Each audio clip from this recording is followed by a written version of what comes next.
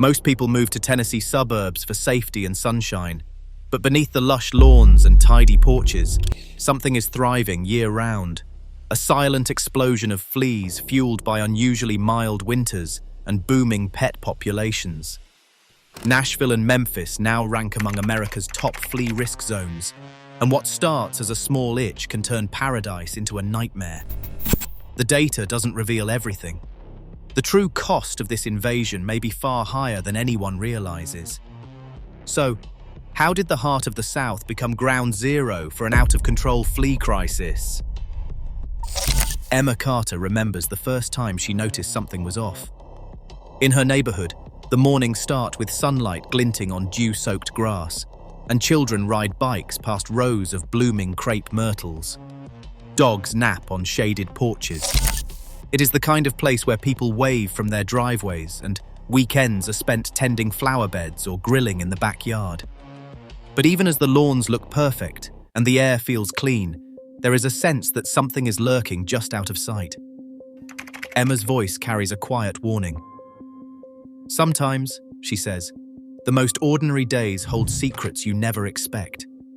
Here, in these peaceful streets, the surface calm hides a problem that no one wants to talk about, not until it is already inside. In Tennessee, fleas don't wait for summer. They thrive through every season, hiding beneath lawns and creeping into homes long before anyone notices. Memphis ranks 16th and Nashville 17th among the nation's top metro areas for flea risk, according to national pest studies. The numbers are not just high, they are persistent. Flea activity peaks from June through September, but mild winters mean there is no real off-season anymore. Without hard freezes, populations never die back. Instead, they breed in backyards and crawl spaces, multiplying quietly in the warmth and humidity that stretch from early spring into late fall. Fleas are now a year-round threat, not just a summer nuisance. The calm of these neighborhoods masks a steady, invisible surge, one that is difficult to see until it lands on your own doorstep. Dr. Sarah Mitchell unlocks the door to her clinic before sunrise. Already the phones are ringing. On a humid morning in late July, a golden retriever named Daisy arrives, her fur matted and her gums pale. Dr. Mitchell slides on gloves, parting the thick coat to reveal dozens of fleas crawling over Daisy's skin. The dog's heart beats too fast. Blood work confirms what Dr. Mitchell fears. Daisy is anemic. Her red blood cell count dangerously low. In Tennessee, this isn't rare anymore. At least twice a week, Dr. Mitchell sees pets, dogs and cats, brought in for relentless scratching, open sores, and more often now, the telltale signs of blood loss. The culprit is always the same.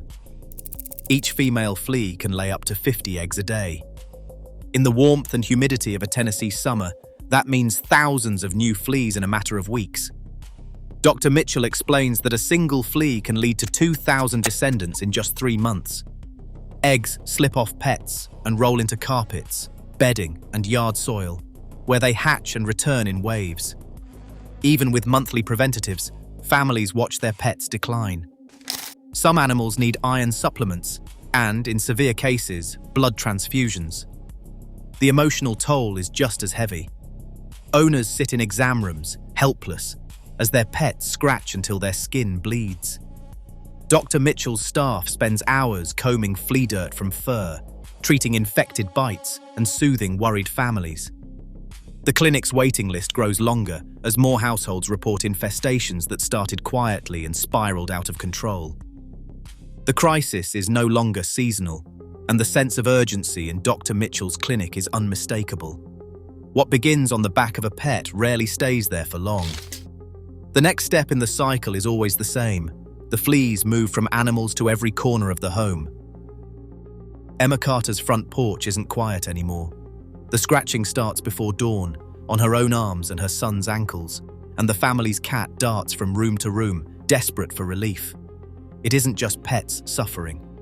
Neighbors knock on doors with sleeves rolled up, showing red bites clustered around their wrists and legs. In some homes, children wake with swollen welts.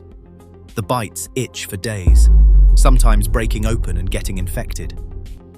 Emma tries every trick she's heard: vacuuming, washing bedding, using sprays from the hardware store. But the fleas keep coming.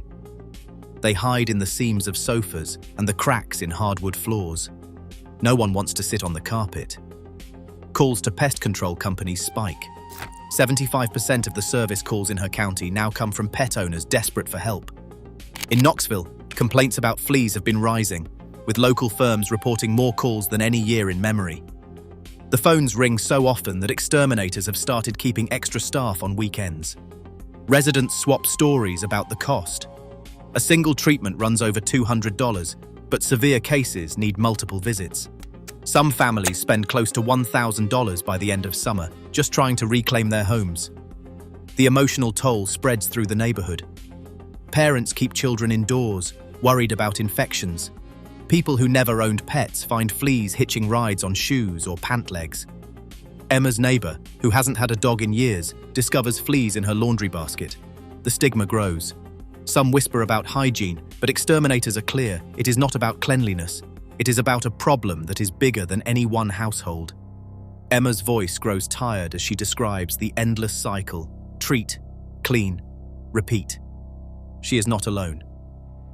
Across Knoxville, the pattern repeats itself, with more homes reporting bites, more families searching for answers, and more service trucks parked along once peaceful streets. The crisis no longer hides behind closed doors. It has become a shared burden, stretching from living rooms to city hotlines, with no easy solution in sight.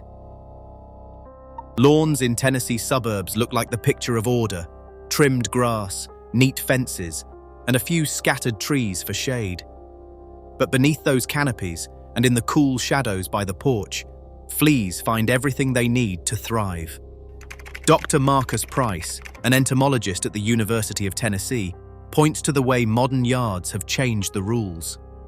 Where older neighborhoods once had bare earth and sun-baked patches, new developments are filled with thick turf, mulched flower beds, and rows of evergreen shrubs. Every inch of moist soil under those bushes becomes a haven for flea eggs and larvae. Emma Carter describes how her own backyard, shaded by a maple and bordered by a brush pile, never fully dries out. After a rain, the grass stays damp for days. Fleas prefer these cool, protected spaces, especially in the heat of summer. The eggs drop from pets and wild animals, raccoons, stray cats, even squirrels, and settle into the soil. There, hidden from sunlight and wind, they hatch and grow, untouched by most treatments. Urban sprawl has multiplied these microhabitats. New subdivisions push into fields and woods, bringing more pets and people into contact with wildlife. Fences meant to keep animals out often do the opposite, trapping strays and neighborhood cats that spread fleas from yard to yard. Dr. Price notes that even a single brush pile or patch of tall grass can support thousands of fleas. Mowing and raking help, but the real problem is scale. As cities expand, so do the pockets of perfect flea habitat. In older parts of Nashville and Memphis, narrow alleys and overgrown lots add to the challenge. Fleas don't need much, just humidity above 60% and a little shade. Once established, they survive through rain, drought, and even mild cold snaps. Emma's voice is steady as she lists the places she's found fleas: under porch steps, behind the shed, in the mulch around her roses. The battle is constant, and the breeding grounds are everywhere. Dr. Alan Price stands in his cluttered lab at the University of Tennessee, surrounded by vials of preserved fleas and stacks of research notes. He spent the last 2 years chasing an answer that keeps slipping away. Are Tennessee's fleas changing in ways that make them impossible to kill? In the southeast, stories of so-called superfleas have spread almost as quickly as the pests themselves. Pet owners swap rumors about bugs that survive every treatment, but Dr. Price knows the truth is not so simple. Real proof of resistance requires more than failed flea collars or frustrated families. It takes months of controlled studies and genetic testing. The debate centers on 2 tiny changes in the flea's DNA, the KDR mutation, which can make them shrug off pyrethroid insecticides, and the RDL marker, linked to fipronil resistance. These genetic markers have been found in flea populations across the country, but no one has mapped them in Tennessee. Dr. Price's team collects live fleas from homes and animal clinics in Memphis, Nashville, and smaller towns, hoping to catch a glimpse of the problem as it develops. Each sample goes through a battery of bioassays, exposing fleas to different chemicals, measuring how many survive, then sequencing their genes to look for telltale mutations. So far, the results are frustratingly inconclusive. Some fleas survive doses that should kill them, but others do not. The KDR and RDL mutations are targets, not proof. Finding them does not mean every flea will resist treatment. Without a statewide surveillance program, the evidence remains scattered. Dr. Price admits the science is slow and the stakes are rising. Every unanswered question leaves room for fear to grow. Until the data catches up, families and veterinarians are left guessing, and the search for a definitive answer continues. Shannon Reeves stands in her kitchen in Chattanooga, holding a spray bottle in one hand and a laundry basket in the other. She's lost count of how many times she's stripped the beds, washed every towel, and vacuumed the baseboards. Over the last 8 weeks, her family has cycled through 4 different over-the-counter flea treatments, each promising quick relief. The first time, she followed the instructions to the letter, sprayed every room, treated the cat, and washed all the bedding. It seemed to work for a day or two, but then the scratching started again. Each new product brought hope, but by the end of the month they were back where they started, bites on ankles, restless pets, and the faint rustle of fleas in the carpet when the house was quiet. By the 3rd round, Shannon tried rotating brands, convinced that switching chemicals might outsmart the infestation. She spent hours online, reading reviews, comparing active ingredients, and watching tutorial videos late into the night. Friends offered advice, like adding salt to the carpet, setting out bowls of soapy water, and trying diatomaceous earth. She tried them all. Still, the fleas returned. Her son started sleeping on top of his covers, afraid of what might be hiding in the sheets. The family cat, once a fixture at the foot of the bed, now darted from room to room, scratching until his fur thinned and bald patches appeared along his back. The frustration grew with each failed attempt. Shannon tracked every dollar spent, sprays, powders, shampoos, and vacuum bags. By the 4th cycle, the receipts filled a folder in her desk drawer. She called it her Flea file. The sense of defeat was hard to ignore. Each morning, she checked her son's ankles for fresh bites and wondered if she was missing something obvious. With no clear answer from the products lining her shelves, she began to suspect the problem was bigger than her own home. The gap between what science could explain and what families like hers were living through felt wider every day. Carlos Morales keeps a stack of receipts in his kitchen drawer, each one a reminder of the fight he never expected to wage.